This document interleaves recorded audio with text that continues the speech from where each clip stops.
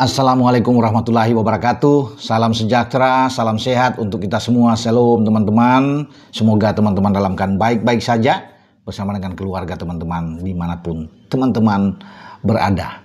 Kali ini saya akan bicara soal bagaimana ada ide yang saya pikir ini fantastis. Kalau ini sampai terjadi, luar biasa. Ide ini diusulkan oleh satu delegasi Presiden sepak bola Uruguay atau PSSI-nya di Uruguay, Ignacio Alonso, ketika dalam rapat Dewan Rabu yang lalu tanggal 5 Maret ya, bagaimana pemikiran dia mengusulkan untuk menyambut 100 tahun ya berdirinya ini FIFA dan Piala Dunia yang sudah berlangsung sejak 1930 teman-teman.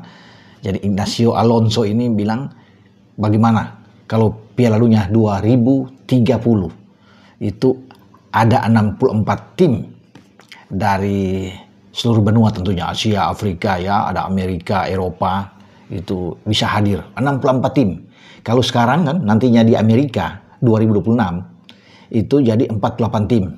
Berarti ada kenaikan 16 tim.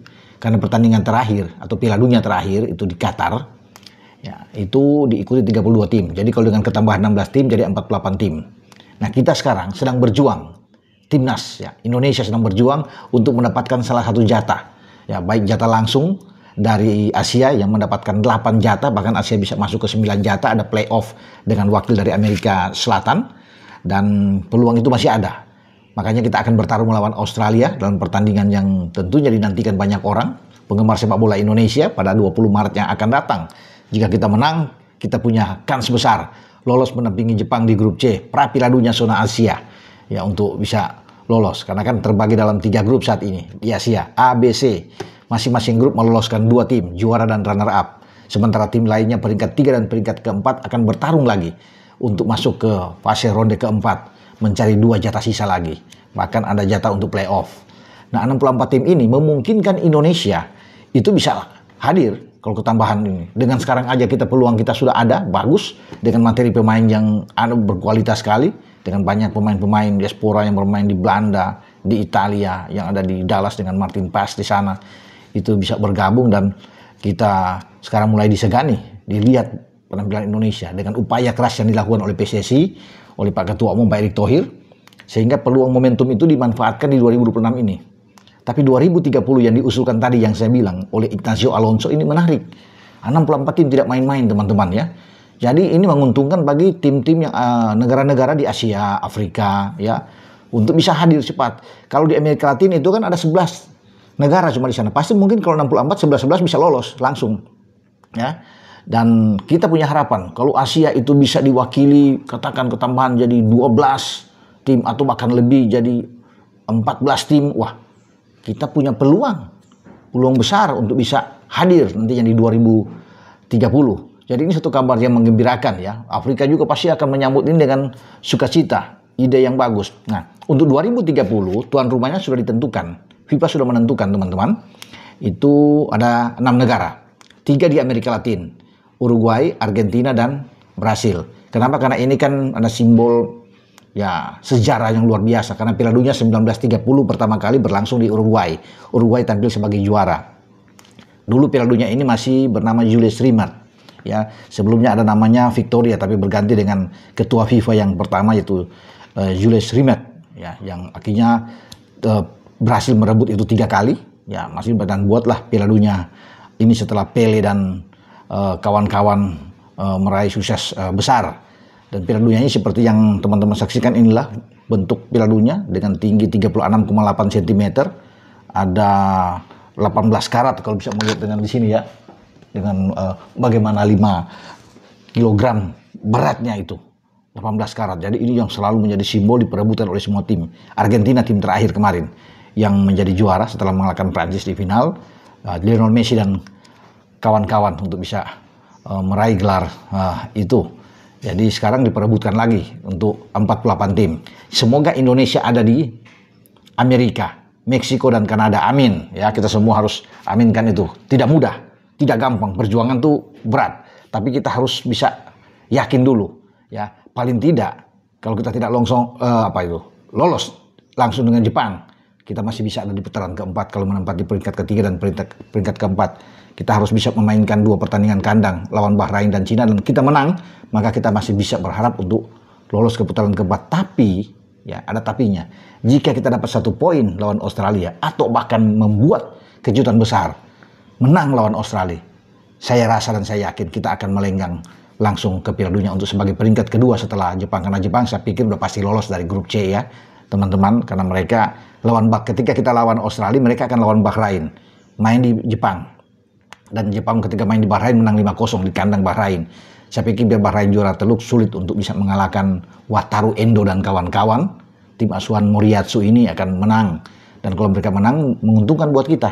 Karena kan poin kita dengan Bahrain, Cina, dan Arab itu sama, 6. Australia 7. Ya kalau Jepang kan 16, sudah aman. 19 poin tambah 3 lawan Australia, mereka menjadi negara keempat di dunia yang lolos. Negara pertama mungkin di Asia yang bisa membooking tiket lolos di 2026 Piala Dunia. Jadi kalau kita bisa menang, wah luar biasa. Menang lawan Australia, ya semoga ya itu harus kita aminkan. Ya itu kemudian menang melawan Bahrain, menang melawan Cina, 9 poin teman-teman. Kita tenang-tenang aja ya bisa dapatkan. Jadi total bisa 15 poin.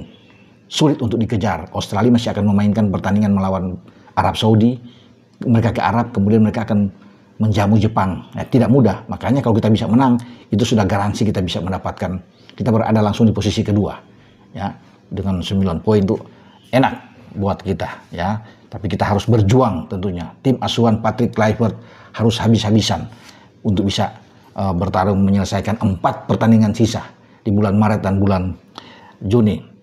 Jadi itu teman-teman ya, info terakhir, semoga ini akan dibahas, dilihat, karena selain di Amerika Latin itu saya bilang tadi ada Uruguay, Argentina, dan Brasil, negara-negara yang sangat kuat dalam sepak bola di Latin sana, di Amerika, dan punya sejarah kuat di Piala Dunia pertama, karena kita tahu bersama kan Uruguay dan Argentina bisa sangat kuat di pertandingan-pertandingan tahun 1930, kemudian ke 1938 saat itu, dan di Eropa yang dipilih oleh FIFA, karena 6 negara yang akan menyelenggarakan Piala Dunia 1930. Nah itu kalau di Eropa ada Spanyol, yang dituju sebagai tuan rumah, ada Portugal, dan satu lagi di Afrika, Maroko.